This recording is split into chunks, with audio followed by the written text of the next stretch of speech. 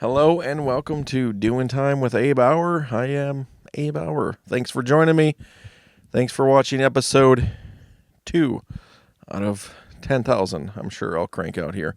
Episode 1 I thought went pretty good. I was happy with the way it all turned out. I'm going to try to keep this not too long because, who wants to listen to that? But I do have an interview in this video, which I'll talk about a little bit later, but local comic, Roberto Villapando.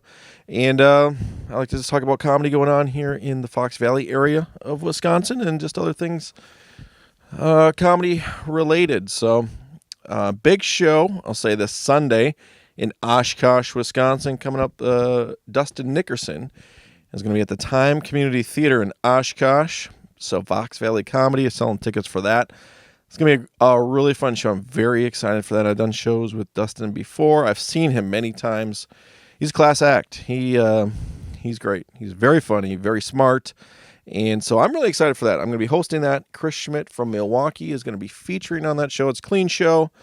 It'll be good. Dustin is, in his own right, just a very well-known headliner, but he also regularly tours with Taylor Tomlinson and Nate Bargatze. So he's well-known in the comedy world, and I think he's making waves through the internet and just by being a really good, funny comic.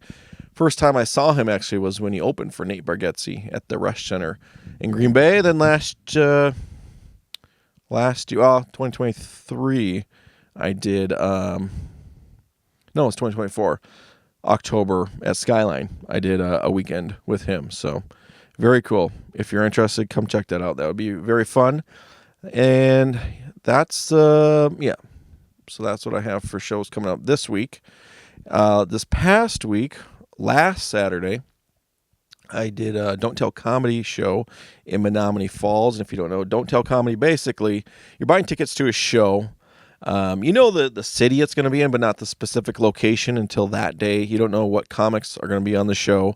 And so it's really just, it's kind of a niche, within the comedy world. But basically, you're buying an experience of going to see comics you've most likely never heard of in a venue that's going to be typically not a comedy venue. So, for example, this show was put on in Pickleball Kingdom in Menominee Falls, which is like several gymnasiums big worth of pickleball courts. Very nice inside, but it's not your typical comedy venue, and that's kind of what Don't Tell. I've done some other ones in, like an ice cream shop or, just either, different kinds of bars or restaurants, but they could do candy shop, laundromat, mattress store. It's set up kind of like a pop-up comedy show, but typically the headliner is going to be a nationally touring headliner, and it's pretty cool. I mean, Don't Tell brand itself has specials that they put out, so it's a neat thing, and I really appreciate being on those. I take it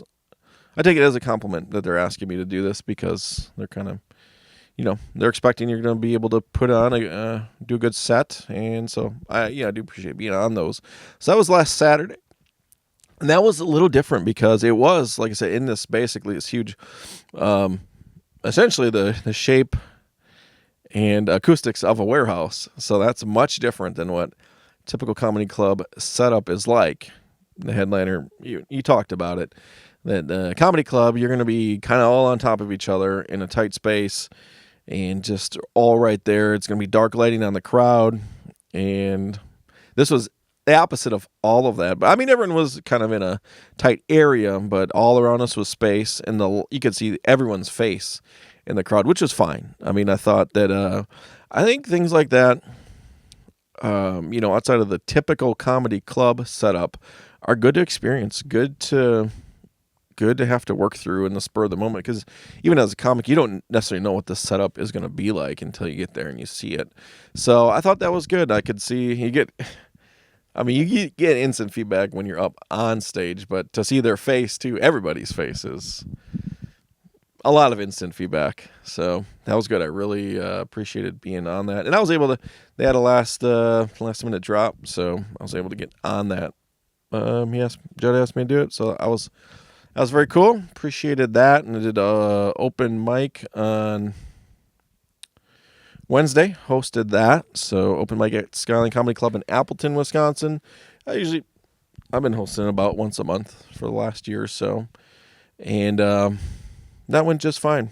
It went just fine. Open mics are weird. You get some goofy stuff in there, but that was no, I mean, that was good. It's hard to host that mic, I feel like, in a sense of like you get 6 minutes up top, which is nice, but I've had real mixed results, I think, and just the reaction to the set as the host, I think, can be tough on there, but I've seen it work many times, so it's not like it can't be done by any means. So, but I do like just the action of it. I try to keep that mic going fast, just have everyone ready, get up there, and it was a good turnout. I mean, it was I don't know, maybe like 50, 60 people there to watch, which is great. I mean, so that was really cool. In that, or before the show, I talked to a local comic, it's Fox Valley area, Roberto Villapando. And in the video, I said my good friend Roberto Villapanda. So I said his name wrong after I said he was a good friend of mine, but I've known him. The first open mic I ever did at Skyline a couple years ago, he was on it. And so, I mean, we've been to that mic many times. I took him down to Madison once for their mic there. He's very funny. Roberto's blind.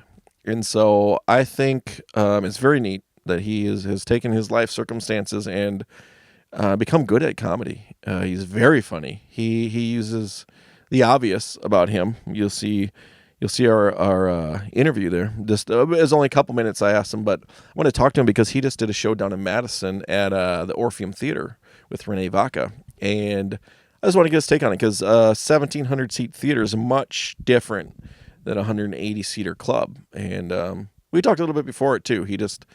We talked through the logistics of being in a theater versus a club, and he said it went great.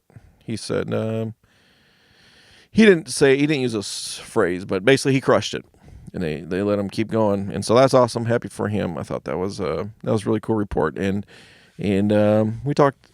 Yeah, he shares his experience, so that I'll put that video in towards the end there. Just talk to him briefly, and that's kind of what I want to do here: be able to talk to more people, get their take on things as they achieve different things here in the Fox Valley area, the booming comedy metropolis that it is. What I want to talk about this week is the Time Community Theater. So it's kind of a neat venue for me. It's downtown Oshkosh, and it's an old theater. I mean, it seats, I think, like 400. There's a balcony, and it's a old building. It's got a cool marquee out front, and I'm very happy to be back there. But the first time I was there was April 2023 when Lyle, who runs Fox Valley Comedy, he was putting on a showcase. It was on Good Friday 2023, and I remember he asked me a week or two before because someone dropped out, and so he said I was still pretty new to comedy. I'm not some grizzled veteran by any means, but I was very new to comedy. And he said, "Hey, I need someone. Are you willing to do it?" It's a local showcase, basically people from Wisconsin. And so I jumped at the opportunity. I was very nervous. I was really thinking about my set, and it was so much fun. It was so good. I remember I did some local jokes, and just hit so hard, and and there's some people there I knew, and I just thought, man, this is so cool. I got home that night, and I recorded my sets, and I was watching that part back over and over, and I said the punchline and just got this cool response. It's intoxicating almost when you get a hit like that and get a pop from a joke that you've put a lot of thought into. It's I don't know what other people do, but sometimes I'll just listen to that back and back. It's like watching you sink a 3-pointer. You just watch it, you just listen to it over and over, and I don't know if other people do that. I do. It's fun. You pass an hour doing that. So the first time I was there, it was Brady Gargich hosted, Mike Marvell, Ben Warren, and Ben Amaker from Oshkosh were all on that as well. It was mostly college students, maybe 100, 150 people were there, but it was really cool. That was like a timestamp in my mind of like, okay, I want to get much better so I can continue to be in front of crowds like this, so I can get opportunities like this. And then the Time Community Theater, and it's really almost a blur to me. When I watch the video back, I'm like, man, everything just seems so big at the time. And it was. I mean, like I said, I was very nervous.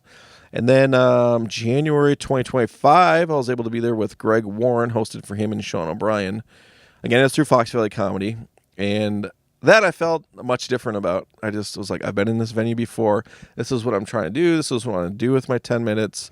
And I did have people coming to watch that too. So I was pretty excited for that one as well. That was a much different experience. I mean, I still get a little nervous. If you hear a noise, that my heater just kicked on, so we'll see how that sounds. But so the Time Community Theater, yeah, I mean, it's a neat venue, right on the main drag, and I used to spend a lot of time in Oshkosh, so that is pretty cool. And I got the opportunity with Greg Warren. Really, I mean, you have to be able to work clean. I mean, he wants a clean show, and the same with Dustin. You know, they want their opening acts to be clean, and so that's what has really helped me along the way. So then this show, I saw Dustin was coming, and I didn't get my hopes up about being on it, although I wanted to. I want to work with him, and he's a nice guy. I saw him on the Nateland cruise, talked to him a couple times, and I saw him in the airport too, and he's a neat guy. He's got 3 kids, one in college, one I think middle school, one high school.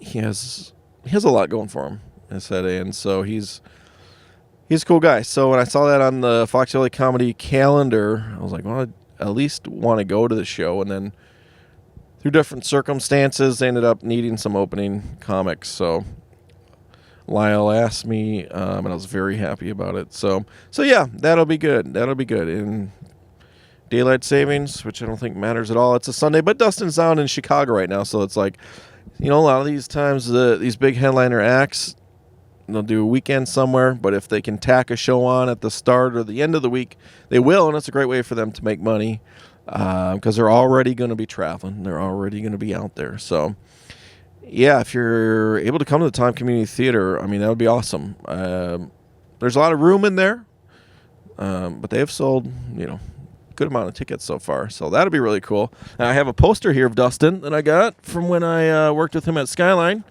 I save stuff sometimes. The club gave me that, and sometimes I'll request the poster if they can do it. Picture of me and Dustin, first time we met. That's special to only me, I'm sure. And I had a sticker from his podcast, Don't Make Me Come Back There. He has a podcast that's syndicated on Nateland.